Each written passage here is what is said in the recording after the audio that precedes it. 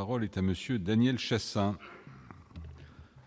Merci, Monsieur le Président. Monsieur le Ministre, mes chers collègues, l'aménagement du territoire est plus que jamais une nécessité pour les territoires ruraux dont l'avenir est très inquiétant. Premier point, l'agriculture, notamment d'élevage, a perdu les 2/3 de ses emplois en 20 ans et est en grande difficulté. Je souhaite que les États généraux de l'alimentation aboutissent à des solutions concrètes pour que les agriculteurs ne vendent plus leur production au-dessous du prix de revient. Et je souhaite en plus des aides existantes, que la PAC puisse avoir un niveau assurantiel lorsque les prix sont trop bas. Deuxième point, les territoires ruraux sont confrontés à un défi majeur que sont les déserts médicaux.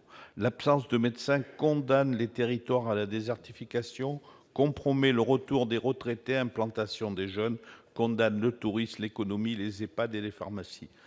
Même si les mesures sont déjà mises en œuvre, comme le développement des maisons de santé et d'incitation financière qui ont été un échec pour l'instant, de nouvelles actions pragmatiques par Madame le Ministre, collaboration publique-privée, emploi-retraite, temps médical, consultation avancée.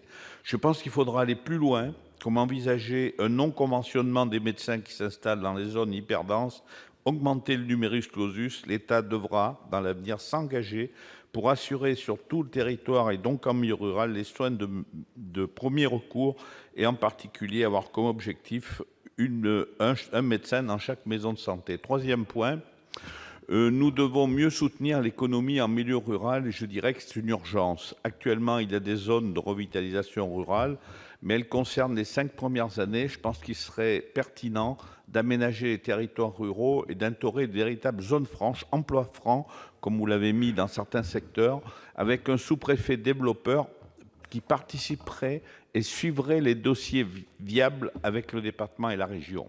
Quatrième point, le service public. Ça a été dit pour le numérique, c'est absolument capital pour tout, même pour la médecine, bien sûr. Il convient de développer téléphonie mobile, maison de service public, tous les services publics, renforcer les bourgs-centres. Cinquième point, il faut développer les centrales hydroélectriques sur plusieurs rivières, notamment à une prorogation des concessions EDF pour apporter une production importante. En Corrèze, il y avait un projet, il y a toujours comme Rodena qui équivaut à une centrale nucléaire. Voilà, c'est pourquoi, Monsieur le Ministre, je vous remercie de nous donner vos propositions qui, j'espère, volontaires du gouvernement pour faire en sorte que la vie se maintienne en milieu rural et éviter la désertification. Merci, Monsieur le Ministre. Monsieur le Président, Monsieur le sénateur Chassaing, en 2 minutes 30, vous avez fait 6 propositions et je vous remercie de cet exploit, mais je sais que vous êtes toujours constructif. J'ai donné déjà dans mon intervention un certain nombre de réponses par rapport à vos questions.